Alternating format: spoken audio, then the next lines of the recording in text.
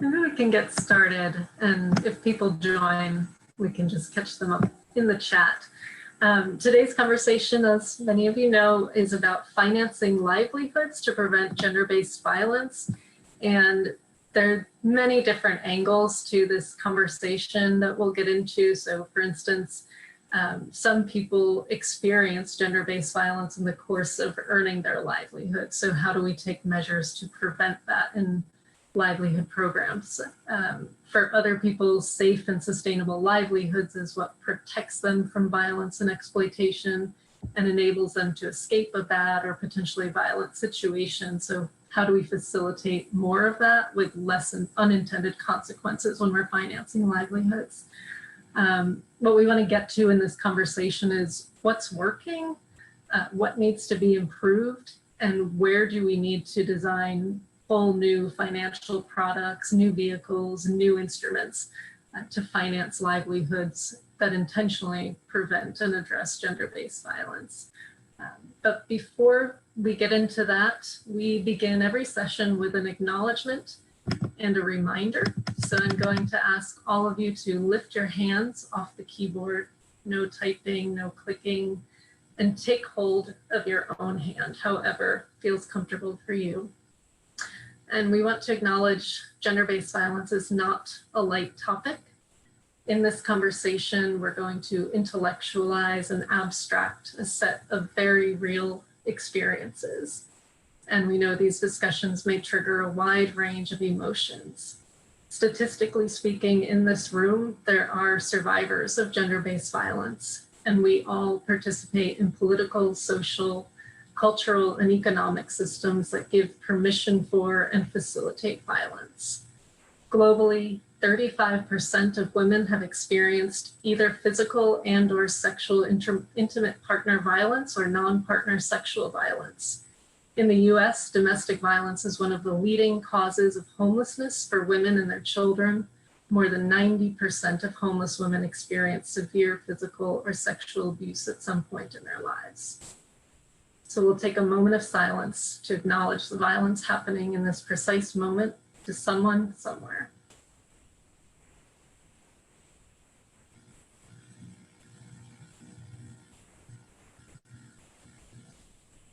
We are not alone. We have power in our hands. We have come together to create new possibilities to address the epidemic of violence in our world. Now I want you to reverse your hands and just notice if that feels different somehow. We are connected in new ways with each other, and together we can do even more to combat this pandemic. And thank you all for being here. Before we dive into the conversation, we're a little over a week into Convergence, and I wanted to hear from each of you what's something you're bringing from other conversations you've been in into this conversation on livelihoods. Maybe we can go around, introduce a little bit about yourself as we're doing that.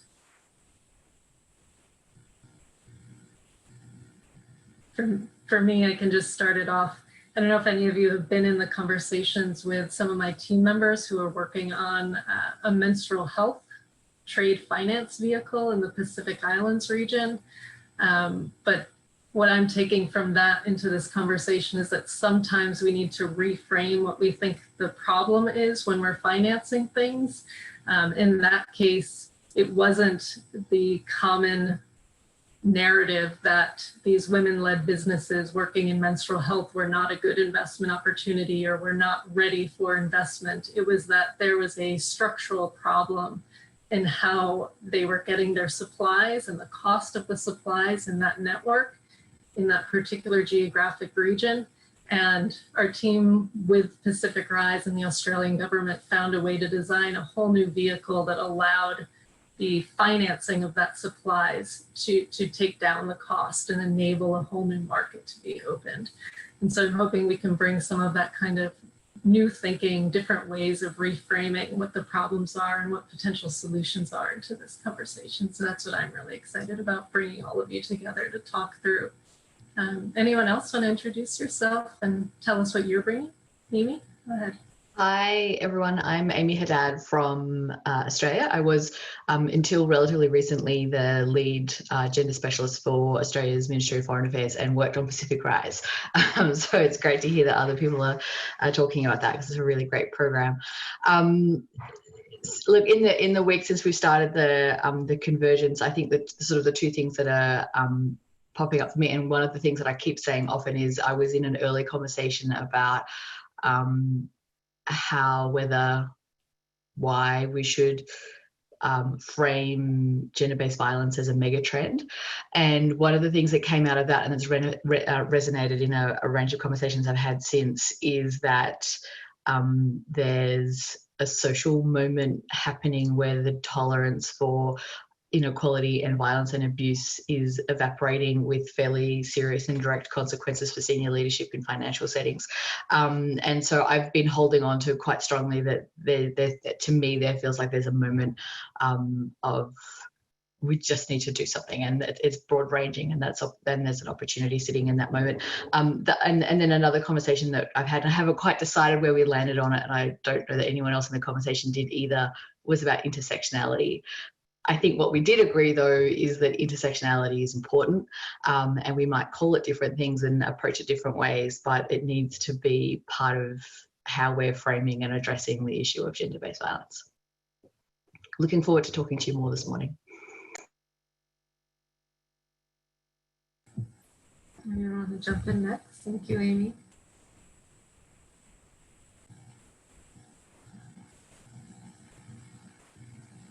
Yudi? Sure, I'll go. I'm Judith Siddickman. I'm the founder of ESD Global, which is about violence prevention education and bringing empowerment self-defense globally. I'm sad that I missed the first week. I only got into my first session as of yesterday, but what I bring from that conversation is that as we look at what's being financed and the systems that need to change, we need to be careful or aware of, is prevention being part of the conversation rather than just like ending gender-based violence usually talks about how do we get people not to commit it rather than how to empower people to prevent things that are going wrong, and that's got to be as deeply part of this conversation as anything else. Looking forward for today. Thank you.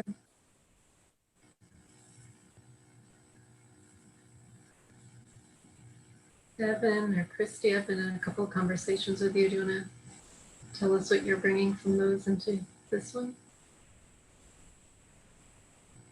Sure. Same old things I've been saying in the other conversations. I'm in direct services. I'm the COO for the largest domestic violence agency in Nevada. We work in sexual violence and human trafficking more and more too.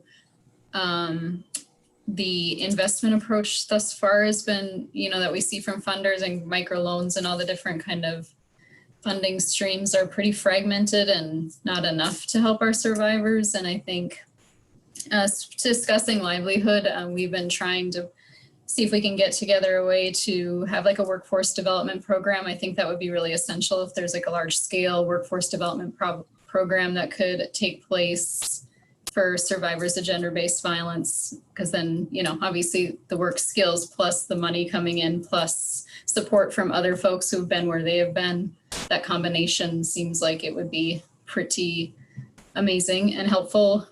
Just waiting for an investor to help out with that. So I'm a pretty tangible person. Intellectualizing is something our sector has done for enough time now. So I like solutions.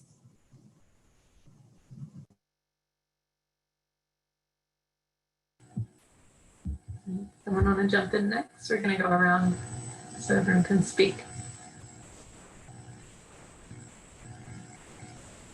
Sasha?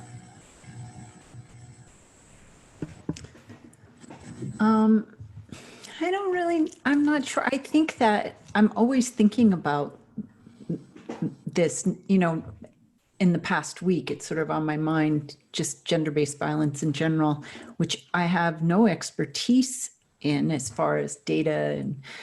But I think to your point at the beginning, what I'm finding so important that I think even in all of my work is framing.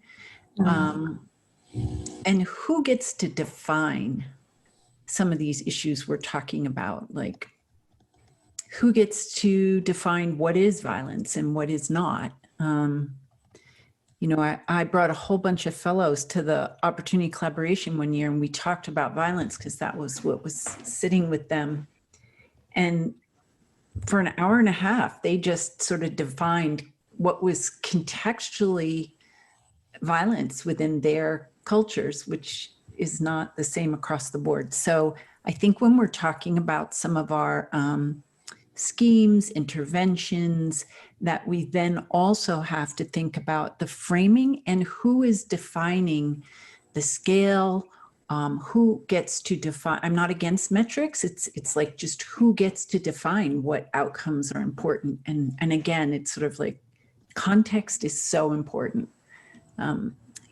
Finance across the globe is a system that's applied universally, and it doesn't have great outcomes for everybody, especially for women and women of color and Indigenous women. So I just feel as if I'm having this small sort of aha moment of, even in my work every day, I have to keep thinking of this. So I'm sort of appreciative of it, but also a little paralyzed by it. It's really important. Yeah, I'll go next, actually, because following on, hi Sasha, Team Ward, founder and CEO of Rockflower Partners, which is a venture philanthropy fund. And to Sasha's point about context, we exist to get more money into the hands of women and girls globally, full stop. And the reason for that is because those living on the margins don't have it and need it and know exactly what to do with it. So I think that's right about context, that sense of, small amounts of money, large amounts of money. It just is about getting it done, moving that money and getting it done and getting it to where they need. So I'm interested for this conversation. And one other thing I just wanted to add is, we've all been on tons of Zooms, right, for the last 6 months. And I feel this is different. The Convergence space is really, I look forward to these conversations. I feel it's a really welcoming, non-judgmental space. So I'm really grateful for that. So I just wanted to add that. Thank you. Thank you. Thank you all for being part of it. Who wants to go next? I can go next. Okay. My name is Dunya, and I'm also not an expert in gender-based issues, but I'm finding that I've been trained as an economist, left my PhD because I wanted to be in the grassroots, in the weeds of what I was interested in is the inequity and just what the consequences of our capitalistic system are on people. And in doing so, how do we bring relationship back at the center of the conversation? And through conversations I've had here at Convergence, one thing that I would like to bring to this conversation is this idea of bringing the margin in the center, which I perhaps resonates also with the framing. There are many ways to how do the indicators or emerge from the community that are going to be affected. And yes, so how do we shift the power? Feels very important to me, and so I'm looking forward to the conversation.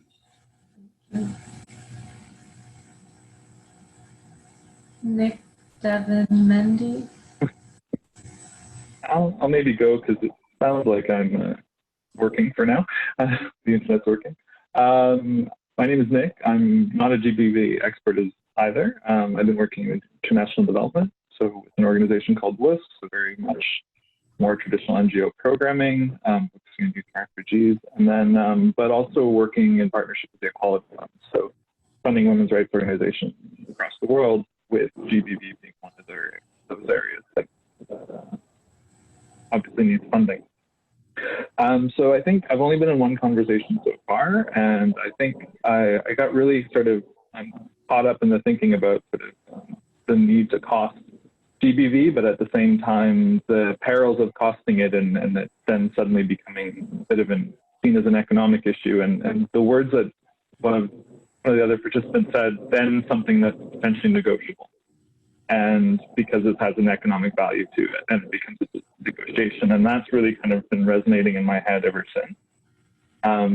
So just really thinking about the need for costing to win over certain stakeholders sometimes, but at the same time, the perils of costing. Not something that is clearly a right issue. I'm just looking forward to this discussion.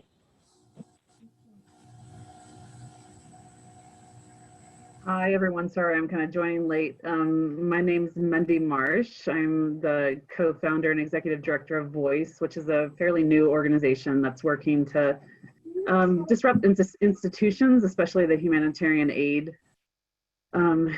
industry or institution that really sidelines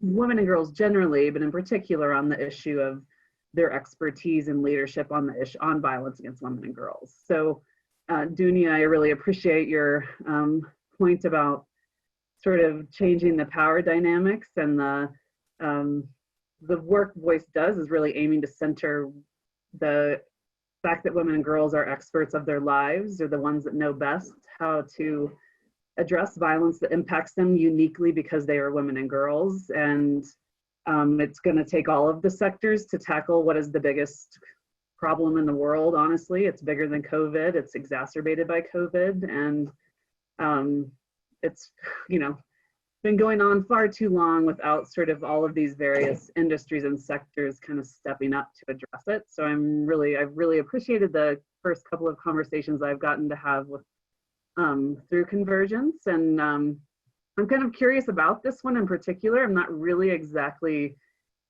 honestly sure what I'm coming into in this conversation. Like, and the title is not terribly clear to me what we mean.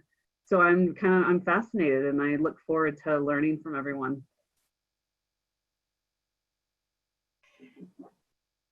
Hey everyone, I think I'm the last one. So my name's Devin. I work for META, and I'm an impact investing professional, but META works broadly in economic development in emerging markets. I've really appreciated the thoughts that have been thrown into the mix already. In terms of this topic, I think about, I mean, we don't always use the word livelihoods, but META works in livelihoods development and supporting particularly smallholder farmers to increase incomes, and many of those are women farmers. Some of our programs only work with women farmers. So certainly, whether, you know, I think there's certain programs that we manage that have partnerships with rights-based organizations or grassroots organizations that have expertise in gender-based violence and women's rights more broadly. But I think that this is an area that we'd love to strengthen at META because our bread and butter is economic development. And I still think there is a bit of a, there's a recognition that this is a material issue in the markets in which we work, but we also know that it's a complex context in which gender-based violence can play out, and, you know, increasing income can create increases or decreases in gender-based violence. So I think with META, we're looking to learn from the wisdom and the expertise in the room, and develop new partnerships so that livelihoods can be improved, and not just look at it through, as Duina was saying, like these narrow economic measures like income. Thank you. Back to Mendy's point, I thought we could start off by just unpacking the title and the theme of this conversation a little bit, and I wanted to put a question out to all of you. What do we mean when we say livelihoods?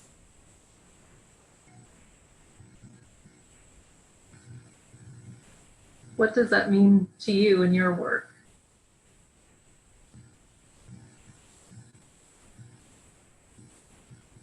Christy says self-sufficiency.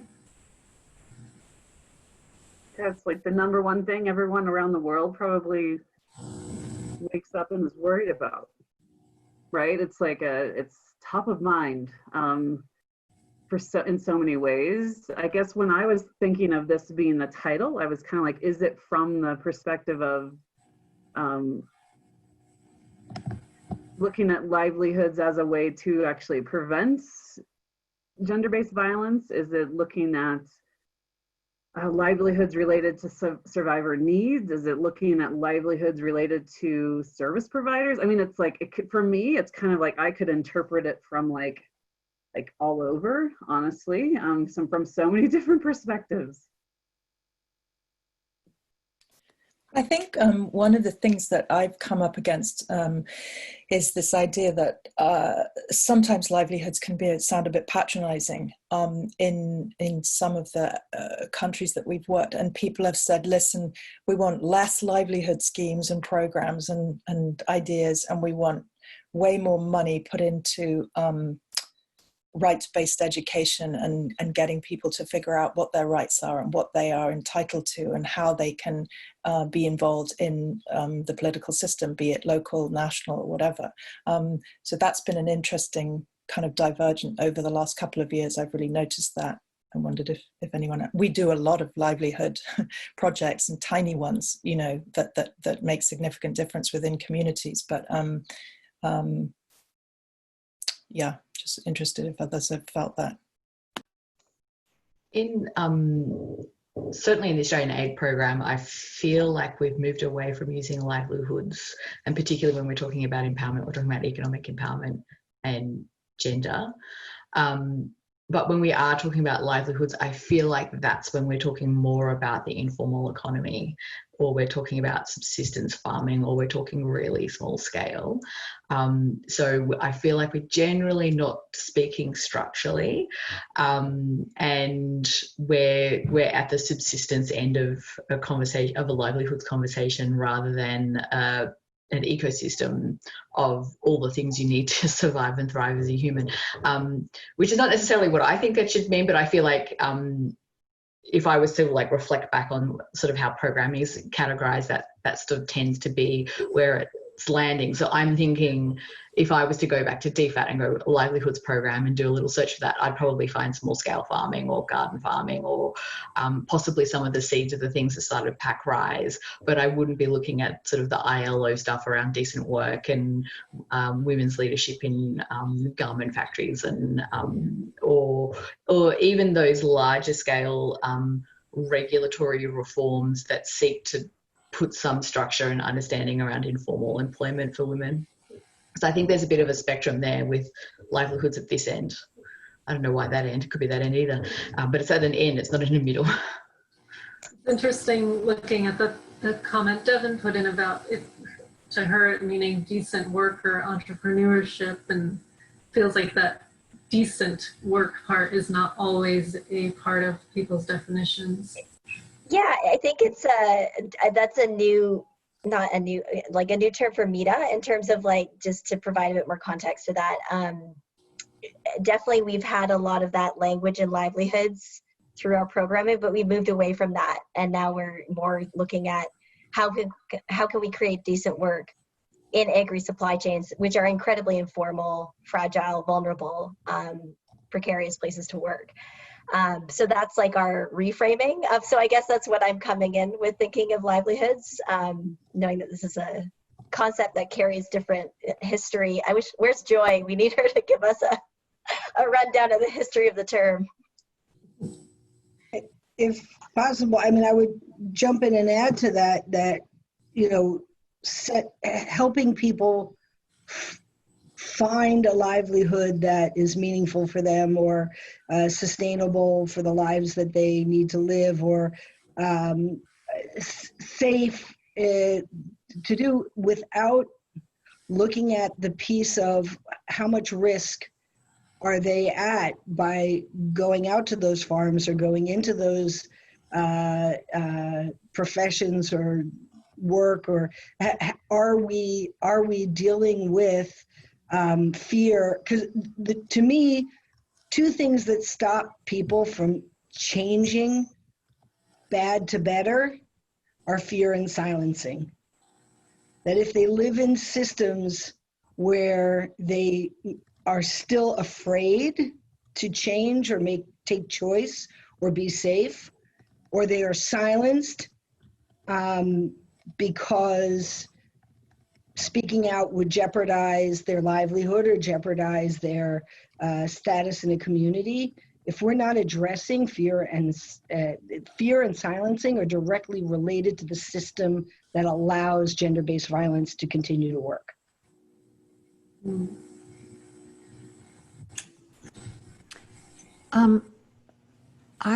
Thank you for that. I think we have to remember that. I have to keep that at the top of my mind.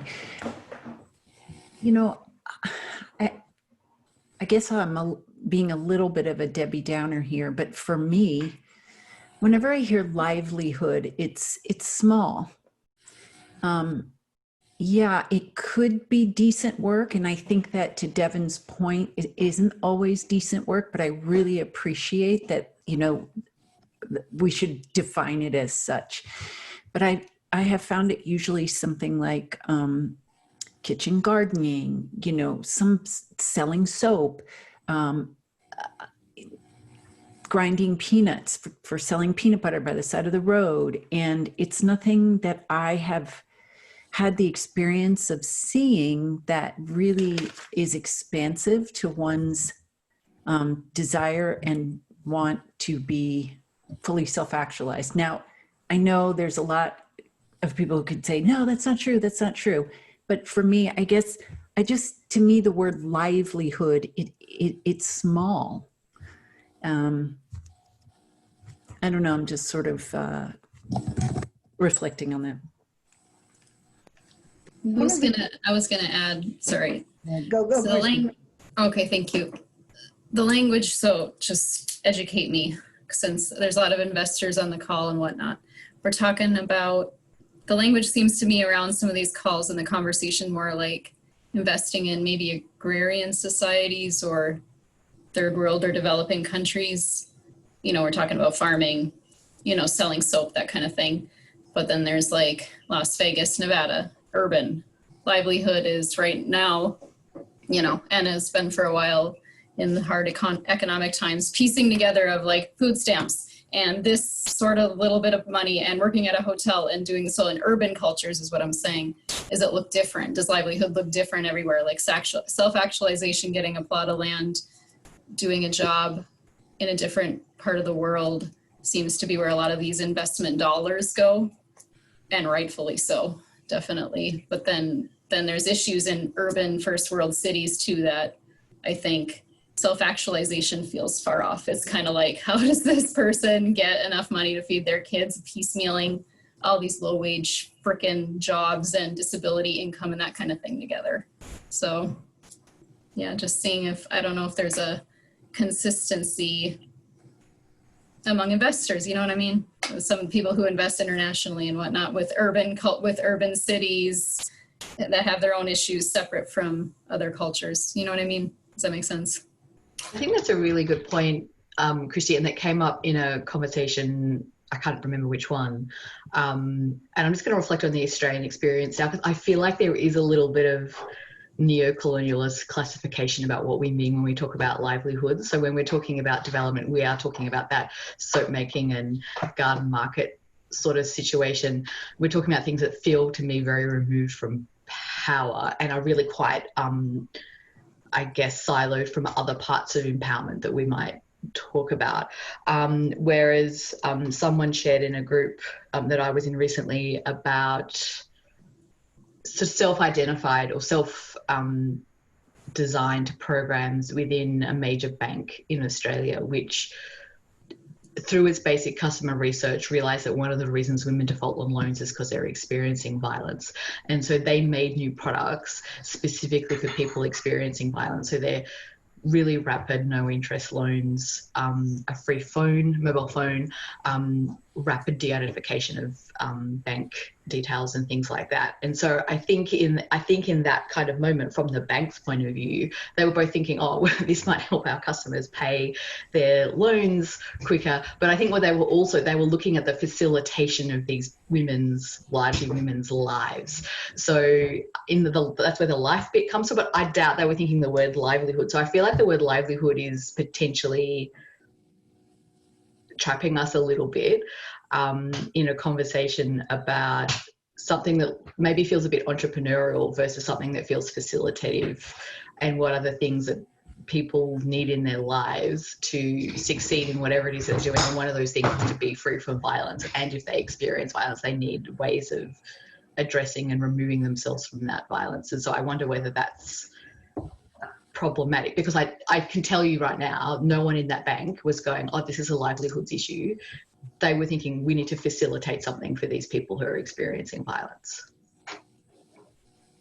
Yeah, just to the point of, people deciding what they want to do, to kind of build on what Christy was saying, that I'm thinking about a pilot project that we did in Syria with some Syrian women refugees. They were being offered, the traditional, you can be a hairdresser or a baker or whatever it is. These are the roles that we've got assigned to you. And many of them have been to university. They don't want to do that. So we're trying to get more access to technology for them so that they can, be involved in all of these new programs and processes that give them way more of an opportunity to do what they want to do. So as opposed to just piecing things together that are being offered to you. So yeah, I think that's sometimes what livelihoods feels like. Although I will add, even though they're small, and whether it's soap marking or garden making, certainly the work that we've done, those are all ideas that have come to us, that this is a program that we have put together as a community, and that's what we want to do. So as opposed to being dictated to. But I think that's part of an interesting conversation as to, what do people want to do, and do they have the choice? No, more often than not they don't, but perhaps there needs to be more conversation around that. To Mendy's question in the chat about what is the frame of this conversation, because again, there are so many ways to look at this, and I think all of these comments to me have reinforced what was brought up earlier about the importance of context. So we've heard about people in conflict settings. We've heard about people in informal economies in the developing world. We've heard about the US urban perspective. There's so many layers to whose livelihoods and where are they and what are they experiencing that go into shaping how we're financing that. And I think, we don't need to focus this conversation on one particular context, especially since we have so many interesting viewpoints and experience in the room who can add to it from different perspectives.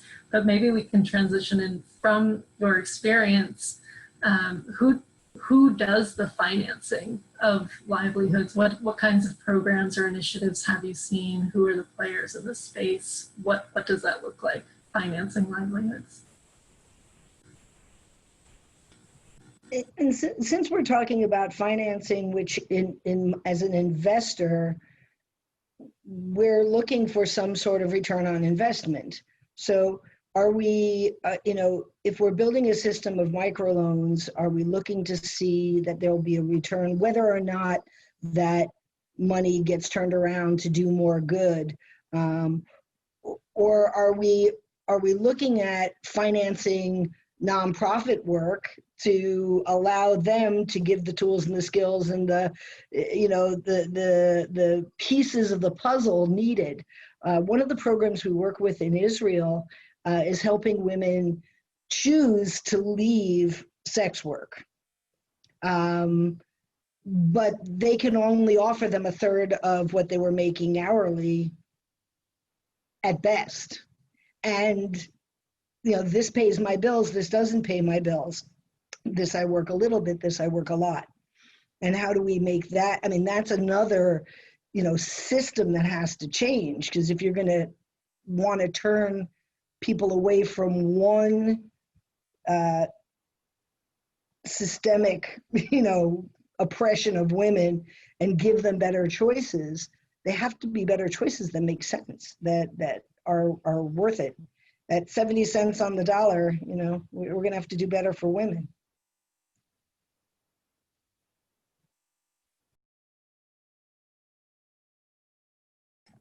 What else have we seen in terms of financing livelihoods? Devin, do you want to say more about what MEDA does? Sure.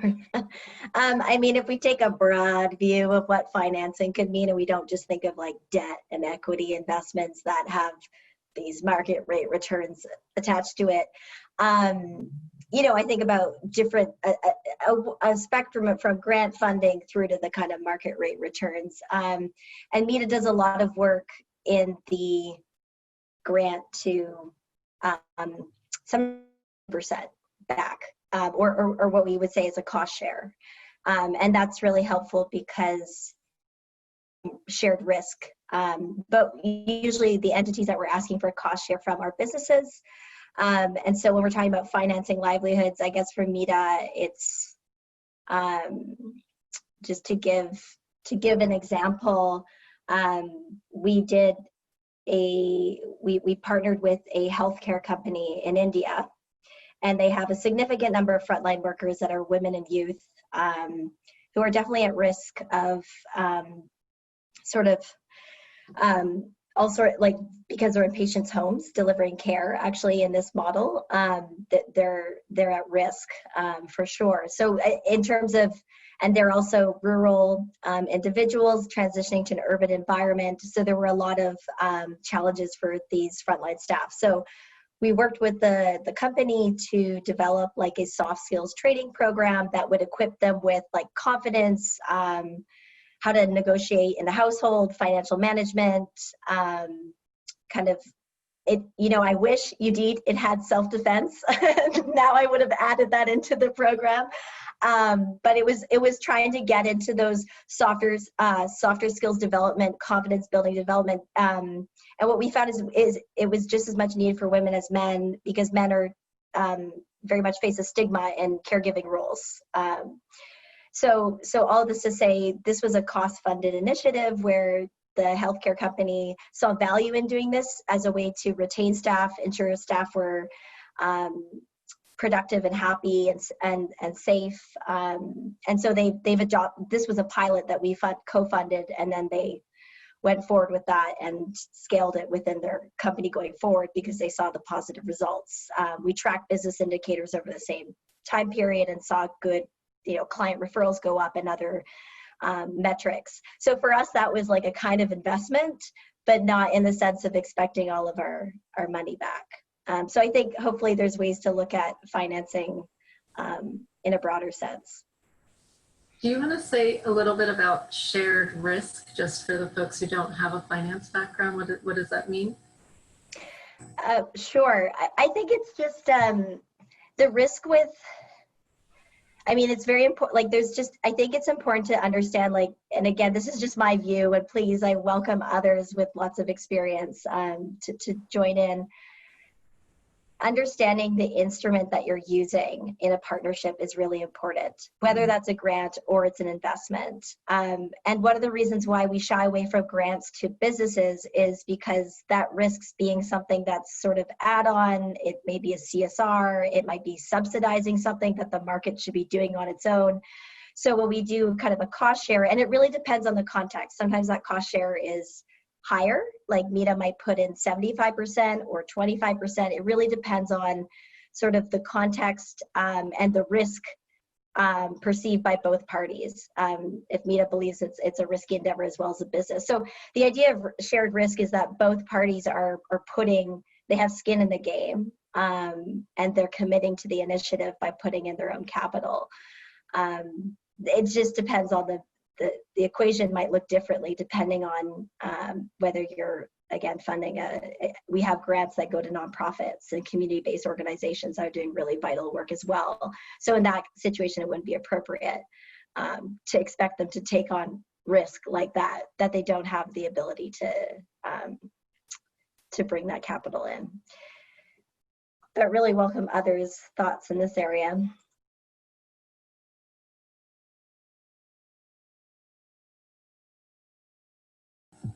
I'll just say I love what you said about understanding the instrument you're using in a partnership. Thinking about how you use different kinds of finance and when you decide what terms are important in that context. It's something Criterion looks at a lot about how to address the power dynamics between an investor and an investee. I saw some comments in the chat about insurance. Does anyone want to say more about that? Financing through insurance? So it was a concept that was floated yesterday in our session. Well, what if a couple gets married and they start putting money into an insurance, they buy an insurance policy, or the woman buys an insurance policy that she's paying slowly for over the years, so that if, God forbid, one day she has to pick up and run away, she's got this, policy that will, cover her needs for the first 3 months till she gets settled, whatever it may be. I can't get it out of my head. I keep playing with it in my head because, we have insurance for other catastrophes in life. People get life insurance in case their partner drops dead. Why would this be such a crazy idea?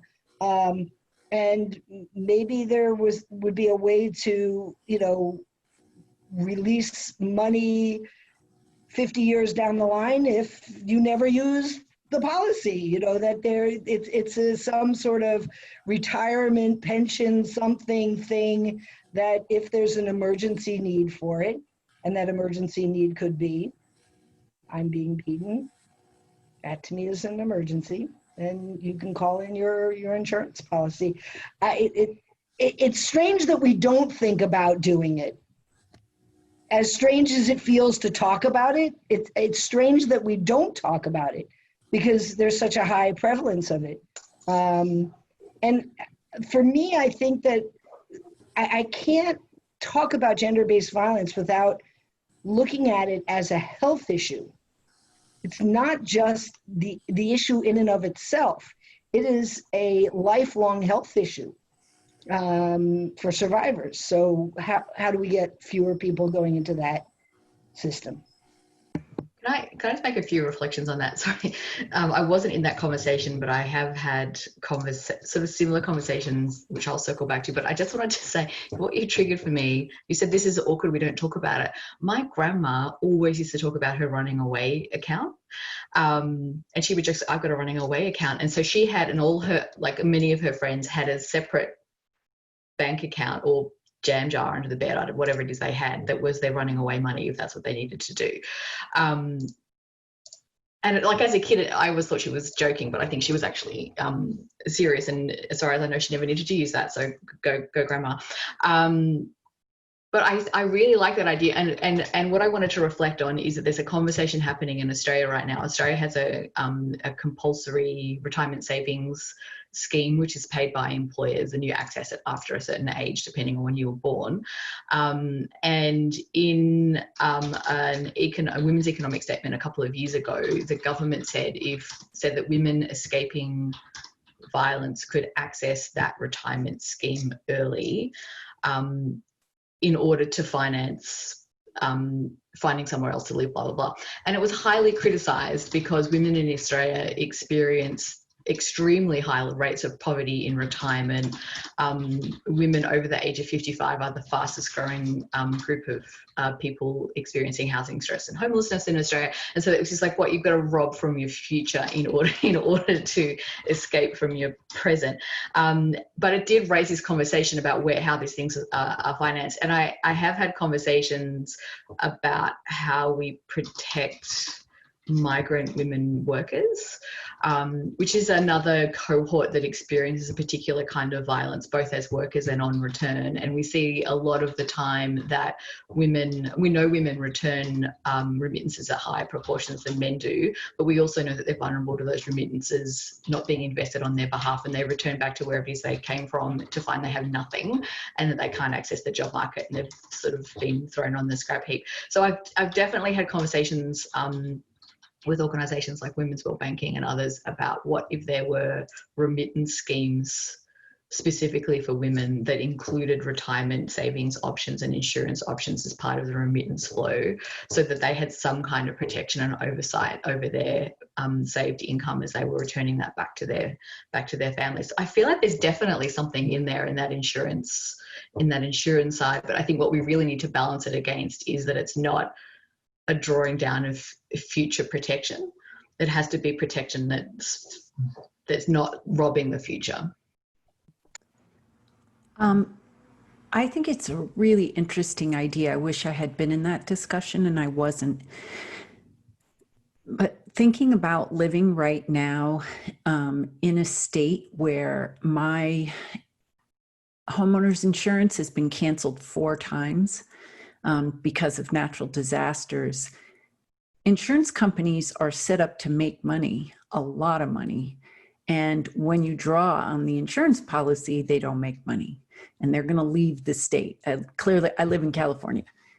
So at the rate of violence that's being perpetuated upon women, and the fact that insurance companies actually, in my view, perpetuate violence and put women in situations of poverty and violence, I can't really see that anyone would go for it.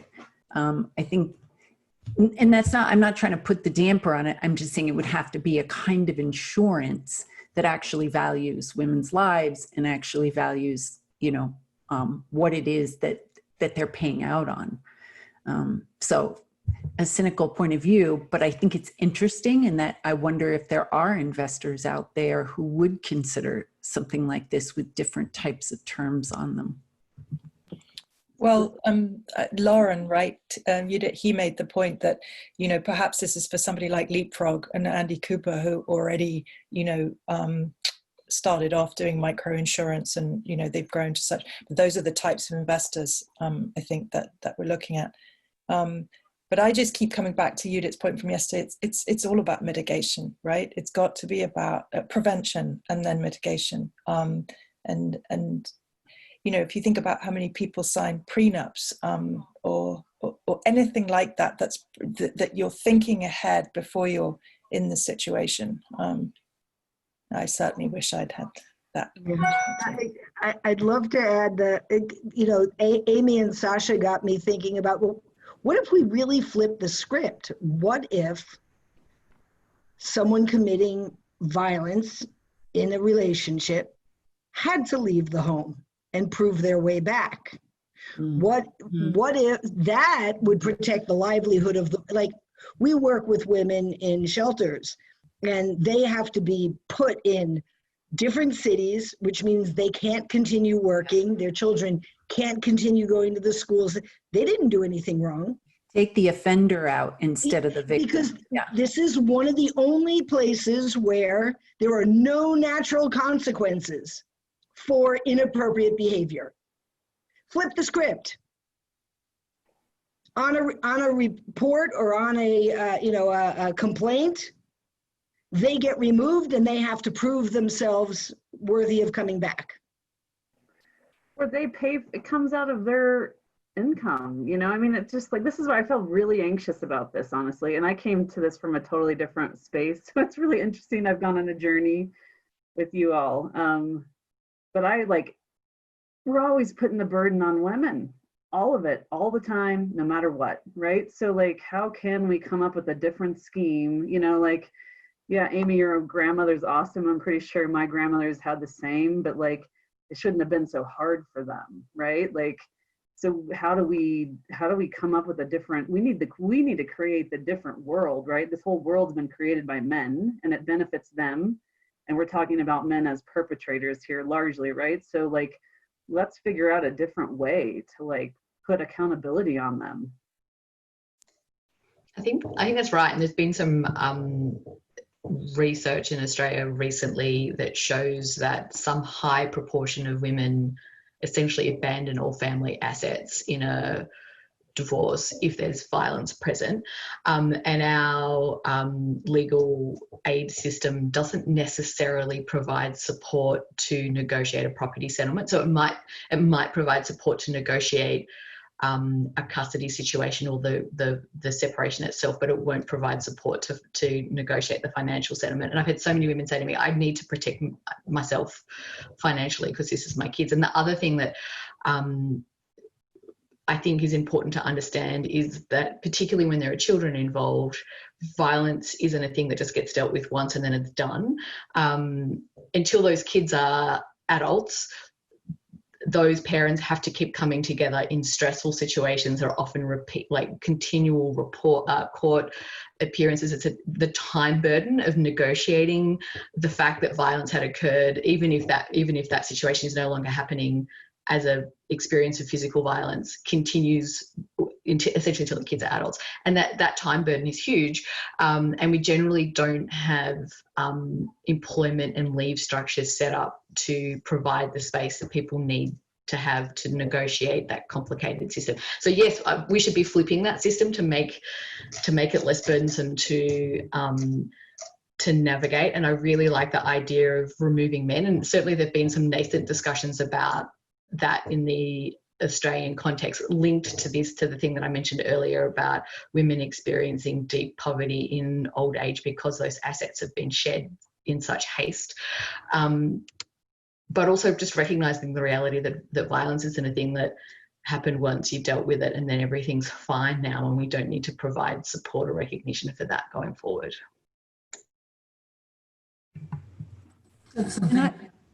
I'm sorry, I don't want to suck the air out of the room, but can I just ask Amy a quick question? Amy, you put something really interesting up there in the chat about income protection insurance because women have sought support for mental health. The other thing I see is, women are supposed to be these little angel virgins, right? Well, not virgins, but when it comes to violence, and we are complex people who have mental health issues, substance abuse problems, who maybe have, committed crimes, but that doesn't make you any less worthy of protection from violence. So I just wanted to raise that particular issue. Also, it sort of sparked in my head as Yudi was talking about insurance, right? Like, how are you supposed to get a policy when you are just not fit? You mean, look at health insurance. I'm now 59 years old and I'm in really great health, but oh boy, they're going to come and make sure that your heart works and your EKG, and God forbid you have one problem, that's it. So I think that it does hold women to this standard that, you have to, in order to be worthy of receiving anything, that you have to be this completely angelic woman who's just being treated so badly. And it's a bit of a mythology. And then when you dig down and you find the complexities and the nuances of someone's life, then it's almost like, well, maybe she deserved it. I think that's right. No, sorry, I just wanted to circle back to the intersectionality of that, because there are cultural issues around that as well. And we have a significant issue in Australia. In some jurisdictions, there are compulsory arrest rules around violence. But honestly, if white cops turn up to an Indigenous household, they just arrest everyone because they lack the cultural skills to understand what was happening and to hear what the story is. They frankly racist, so they're not having no patience to understand what happened, and everyone gets arrested. And that's had some really significant issues for women in particular, and some children have died as a result of their mums being snatched away and no one bothering to find out what was happening to the kid. So the assumptions that we make around who, this goes back to that really early question about what is violence and who gets to decide what it is also cultural and race-based, which then, so who's making decisions about what constitutes a rightful claim? A predominantly white-run, male-run, middle-class or upper-class insurance firm drawing on white police reports. Like, that's going to be problematic if we can't find a way of breaking open the complexity and the variation in how people experience their lives. I've heard in the course of the conversation, I think we touched on some of the questions I was planning to ask, which is what's going wrong in what's working, what are some of the unintended consequences, and what's actually going right. I wonder if we can focus on kind of forward-looking, what would the design of a financial instrument or vehicle or new product look like that finances livelihoods in a way that does value women's lives, that does take context into consideration, that does listen to affected communities? What are some of the qualities that would have? And I know we're talking about lots of context, but you can either choose one or speak to something that could adapt. One idea that I wanted to ask if anyone else had any insight on is not so much financing the actual livelihoods, but more the design around some of the instruments and the tools that people have available. So, for example, you know, on a mobile phone, if a woman has an opportunity to have some of her money put directly onto a separate part of her phone rather than it being in cash or rather than it being a direct transfer onto her phone. I've been in conversations where this has been talked about, but I wonder, I know Safaricom in Kenya have looked at different ways of doing things like this, and I'm just curious to know if anybody, so I was just thinking about that, not the direct financing of the livelihoods, but the tools that are helping to kind of build the patchwork around it that could be supportive.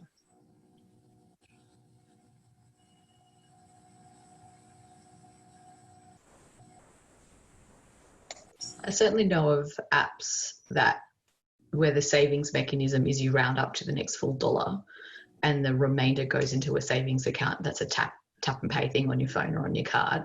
So I don't see any reason why that couldn't be targeted specifically to women and have a range of firewalls around it so that it's discreet and protected. I feel like the technology already exists. It's a really good idea. Have you heard of C-Note in the US?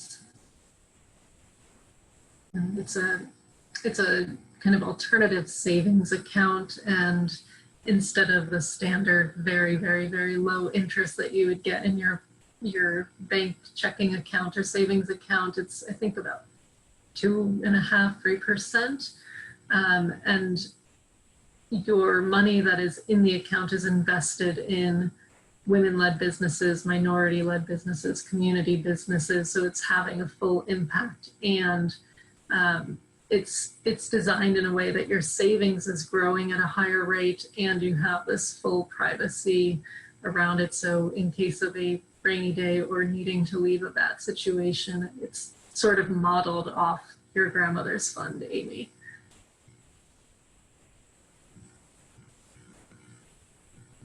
But I think financial technology and all of these apps that are being developed is a really important place where so many of this comes together, the need for awareness of what survivors are going through, privacy, security, financial abuse, all of that. Squirreling away money is a lovely idea, but it really depends on the legislature of each country. Because I can tell you in Israel, anything that's owned by either party in a divorce is considered owned by both. And the courts never go in the favor of the women. So if she has to declare whether or not she has another account. So, you know, a jar under my mattress, I think she can get away with. But an actual, you know, account of any type would not, you know, it would be up for grabs like anything else. Though the majority of women actually take all the debt when they walk away in Israel. That's a very important point.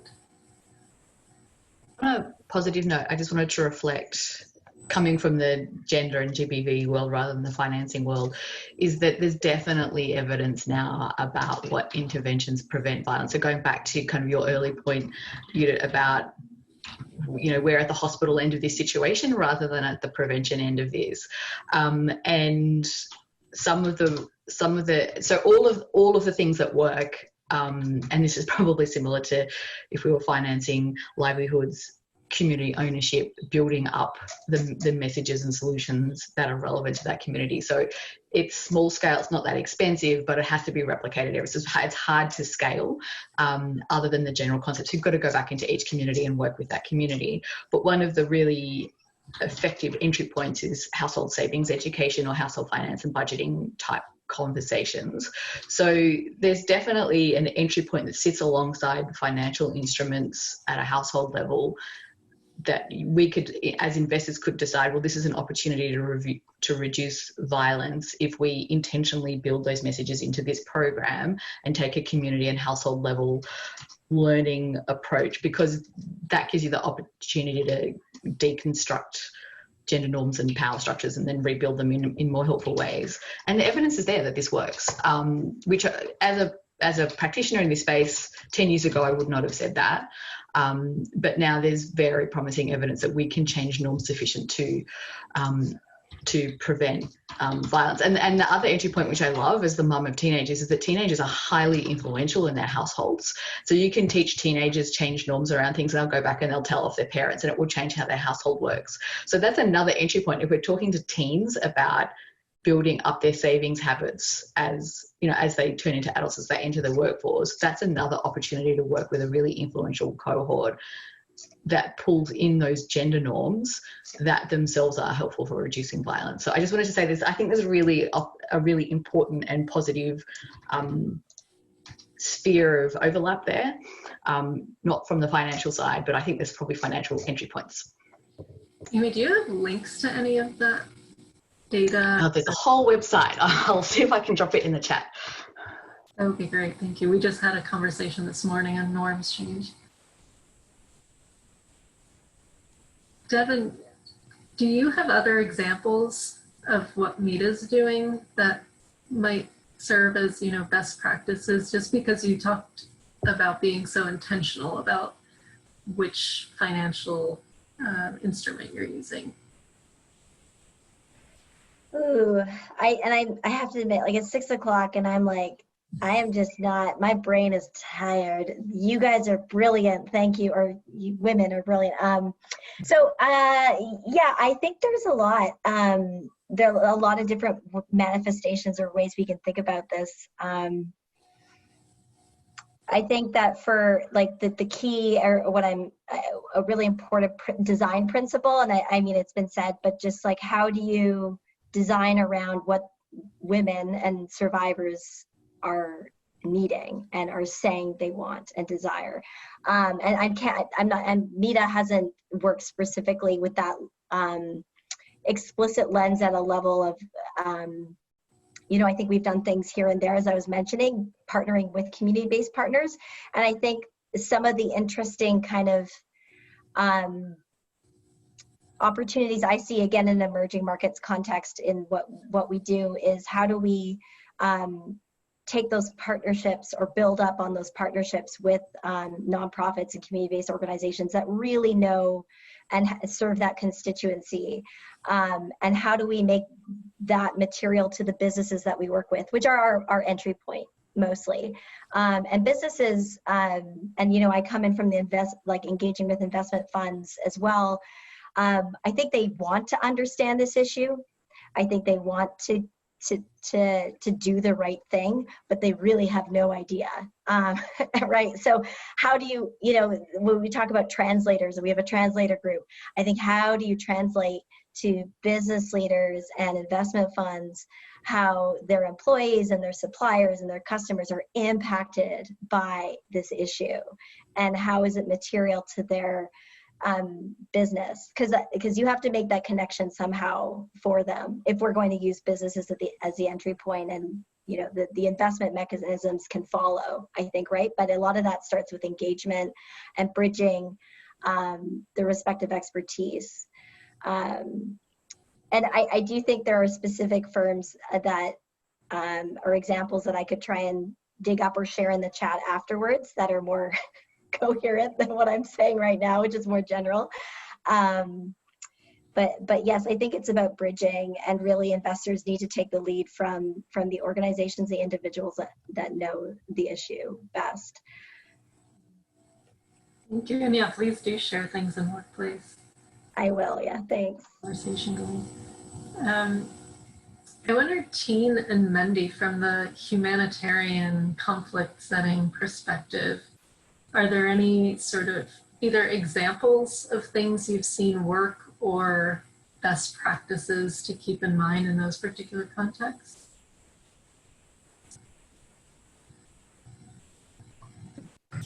Wendy, do you want to go first and then I'll follow you?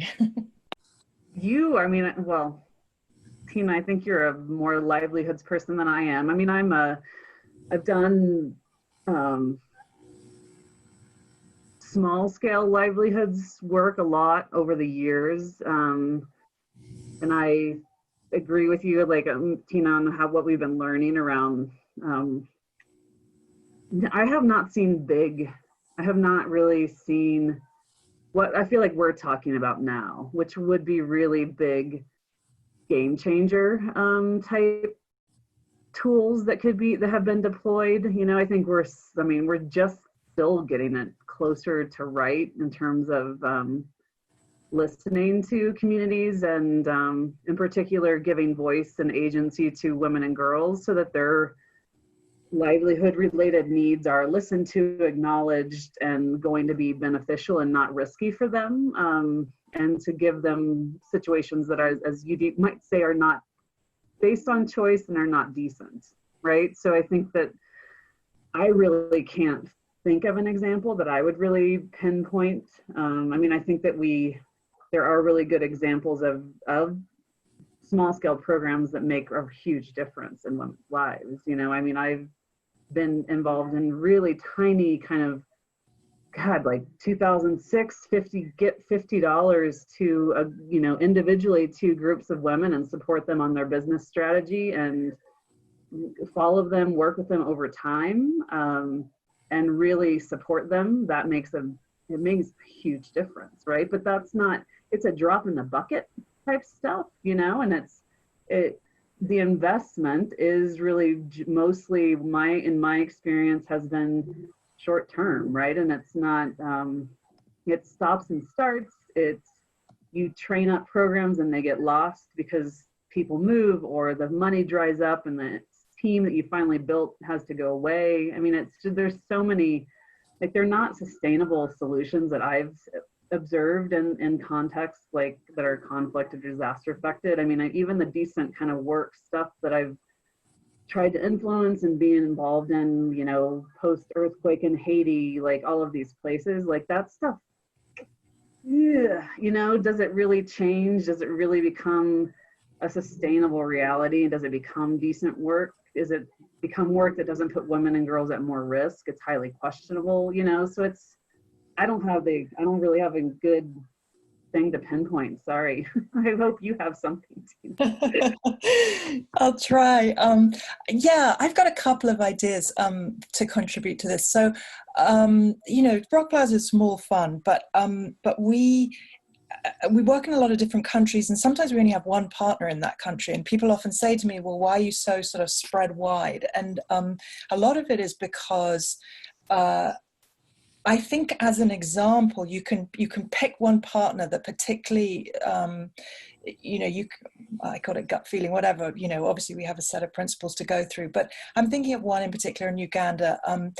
Obviously they're really suffering from the effects of climate change, and they come up with these really, I'm blown away by some of the concept notes I get. And, one of them was from this group that started to make briquettes, and they needed money for the machine to make that, and it's basically kind of old maize and charcoal dust and so on, and they just put it together and they make these little briquettes, and so now there's no firewood left in the Rwanzi Mountains, so this is a way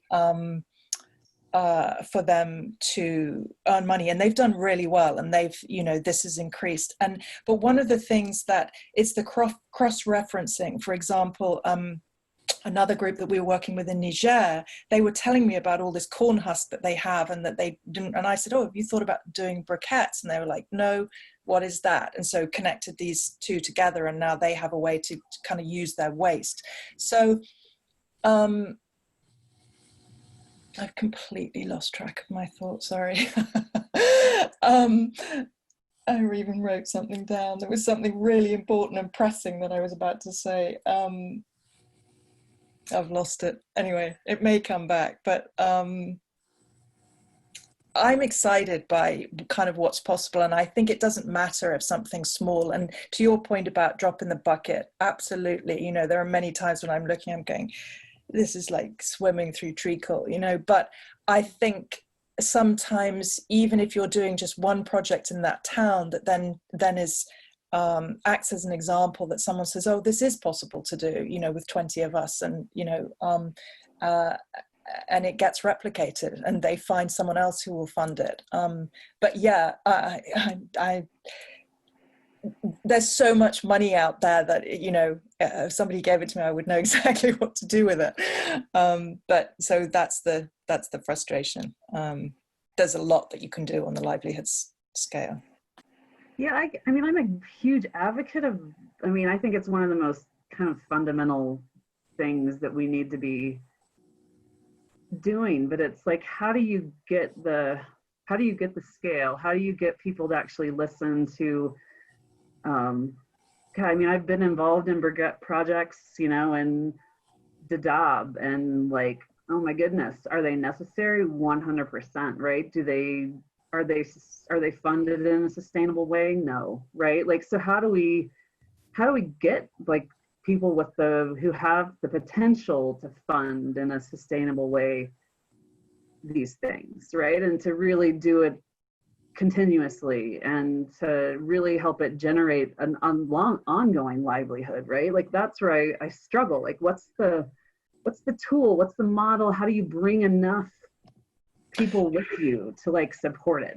But I think sometimes we can also get lost in this sense of, you're on this path and it has to fit this certain structure, and you measure it and it's all these metrics and everything else. But it's like, I've had three partners in particular, we went down this road, they were doing really well. And then the floods hit Kasese, and everything that, we had done was washed away. Well, then you have to start again, and then you have to figure out, you have to get more cash to them so that they can get through the next month, never mind the lockdown from COVID, but just do what's right in front of you that needs doing right now with the people that you're working with right now. And then from there, I think these longer term solutions come, but it's easy to get disillusioned, but I just I love that phrase from Mike Tyson, but everyone has a plan, right, till they get punched in the face. I have a plan even when I get punched in the face. What did you say you do? I have a plan even if I get punched in the face. Given what we're discussing, that was a particularly stupid thing to say, but anyway, you get where I was coming from. I think the one part of what I do is how do I give talented women the ability to work in a field that has been primarily male. We talk about the glass ceiling, and then you can talk about the glass ladder, and if you look at the world of martial arts, there is definitely a glass belt, and women are not given the opportunities that they should and could. So in creating the system that we built in the program in Israel, we were implementing flex time, but more than flex time, not just flex time. Basically, it's you as the instructor get to choose how much you want to work. You know, the more you want, the less, you know, whatever you need based on your needs as a woman, mom, student, whatever you may be. And when we started doing this globally, we found that people were embracing that power to choose how involved they want to be in order to start dreaming about how to create the grassroots organizations that they want to be creating. So I think sometimes, you know, if we're looking at how do we, like, I don't want to invest in a skill set that could get washed away in a flood. I want to invest in a skill set that will give resiliency for the next step after the flood or after the punch or after whatever it may be. And finding the things to fund that do that. So whether that's, you know, IT literacy skills in order to take that with you wherever you end up going, or you know, what we're doing is bringing empowerment, self-defense into communities, because only the communities themselves can really decide how this should be implemented in their cultures and in their spaces.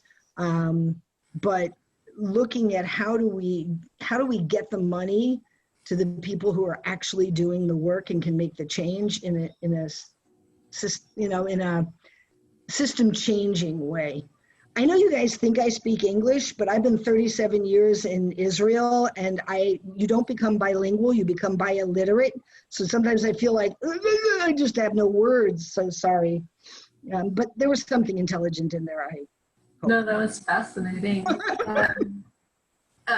The whole conversation has been really interesting, and I know in an hour and a half, we're not going to get to the perfect solution to a huge problem, but that's why I want to spend the next 10 minutes just hearing a reflection from everyone. If we can go around, just name something new you learned or taking away from this, and one thing that you want to talk about next, whether that's an area of the conversation you want to dig into more, a question that it raised for you, because we do still have the rest of September where we're focusing on convergence, and we'll have side conversations, and there's lots more on the schedule already, and then there's lots to do after that. So I'd love to hear, you know, what's next for you, what's one takeaway and one question you're taking away as well.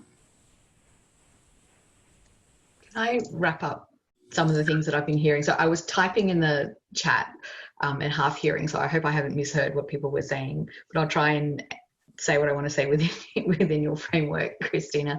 One of the things that's resonating for me and I wanted to share with you all is I feel that there's a quite important role for women's rights organisations at a grassroots level, and there's strong research coming out of Australia, I could drop that in the chat as well, that shows that in a crisis, so back to this point about what risk are we seeking to ameliorate or work with, that in a crisis, so in COVID, women's rights organisations often working in conflict situations were the first people to respond, and they responded for the longest, drawing down their own resources to supplement social protection or build it where they didn't have it, and now they're just completely depleted.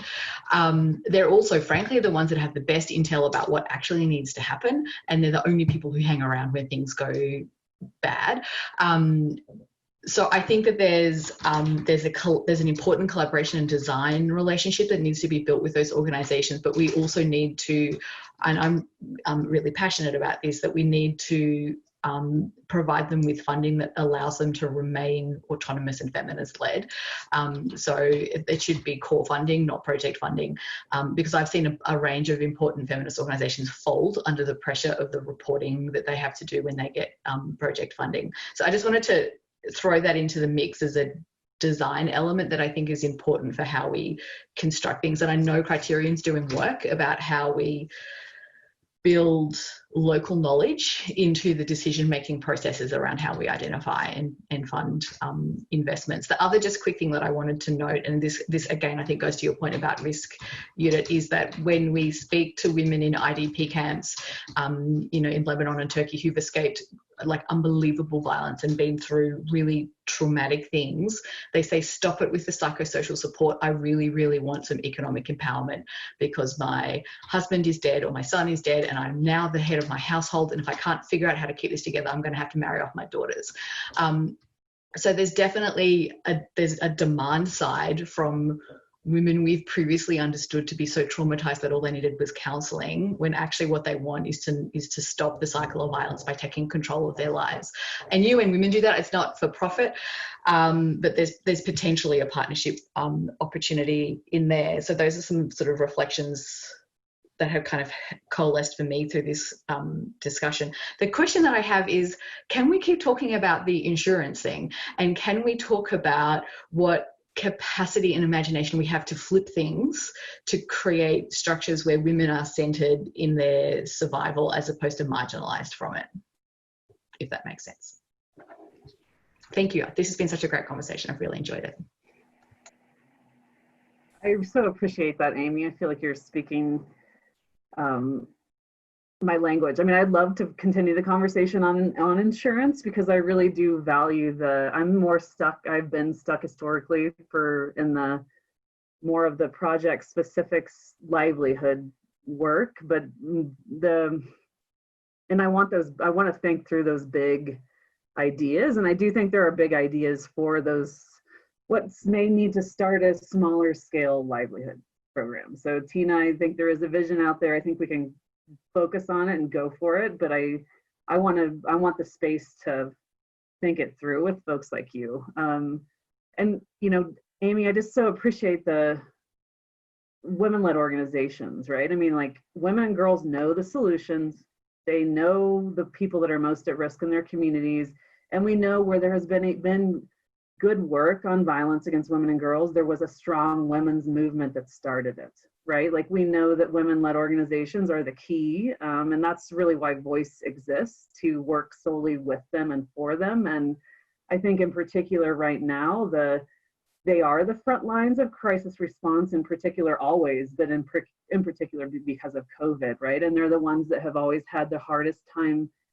sustaining themselves because they give so much and because they never get very much anyway, right? So like, how can we think about them as like this body, this group of entities that are essential, that need to be sustainably funded, and they need to not be instrumentalized when they're funded, right? Like, that, what we do is we get tiny bits of money to them, we ask them to bend to our parameters, to our accountability mechanisms, and we burn them up, right? Or we have UN agencies that fight over them to fund them because they want to look like they're funding them. You know, I mean, there's so many flawed things that happen. So can we think about a different way of supporting them and meet them where they are and help them continue, as you said, to be the feminist mission-driven organizations that they always wanted to be and intend to be, because they know that's the change that is required. Thank you. I'd love to hear from everyone, even if it's just a quick one thing you're taking away. And One thing I'm taking away, what awesome people to get to meet, new tribe, new friends. I'm just stoked and excited about that, and can't even like imagine how many different conversations I want to talk to Tina. So yes, that's what I'm taking away from this.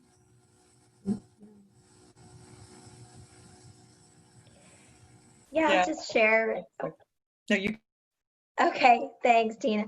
I just am so grateful to be grounded in the expertise in the room around gender-based violence, and just learning. I'm really taking away, just thinking about I think you're talking about the system, right? And I think we all want to shift the systems, and we all kind of look at the system differently. But I think if we could get to, I guess, for me, mapping things out a little bit more, thinking about where the lever points for change. I'll do some like, you know, marinating myself in these things, because I think there's a lot of different entry points. That was one thing that kind of resonated with me throughout this call, is there are different entry points. The insurance product might be one. And there's like the really scrappy women's rights organizations, and how do we kind of support them in the ways that align with their vision and mission, and how do we, from my vantage point, how do we bring the businesses along that have a lot of stakeholders and a lot of influence and power along to align with those interests as well, and to serve their stakeholders, which many of which are women and girls, better than they do today. Jean, you were going to jump in before. Yeah, just quickly to say, yeah, I second what Judith was saying. It's just been a great conversation, and I may have said this before, but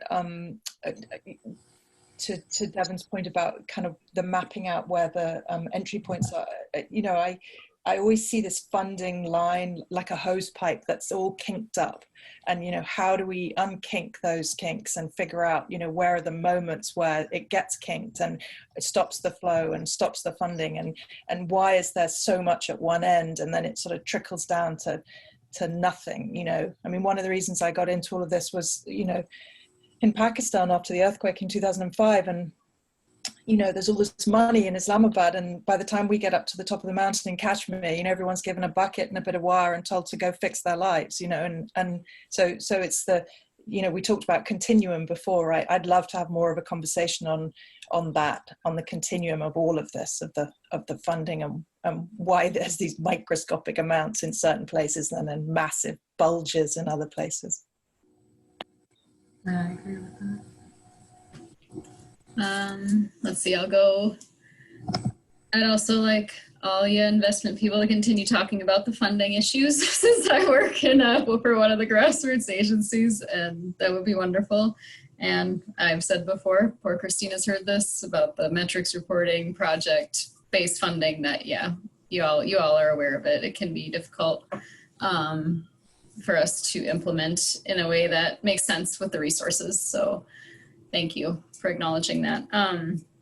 I take away very good working for a grassroots agency. I would like to be thinking a little more about what we can do starting in our own community with, the idea of taking the abuser out of the household versus the victim having to flee. Of course, the reason I think a lot of times it's the victim fleeing is because if the victim stays there, then the abuser knows where they are, right? And then there's a safety issue that comes about because of that. But there are probably cases where it would make sense.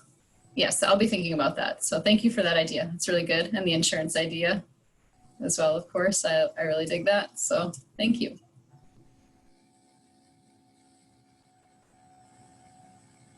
Did we just lose Sasha? Oh, okay, she had to jump off, and we're at time, and I think she was the last one to share. So thank you all for being with this, and I took lots of notes, and I'm going to save the chat. We'll be posting resources in Workplace. Yeah, and I look forward to connecting with you later this week and over the next couple of weeks. Thank you again. Thanks, everyone. Have a great day, Yeah. night, morning. Bye. Thank you.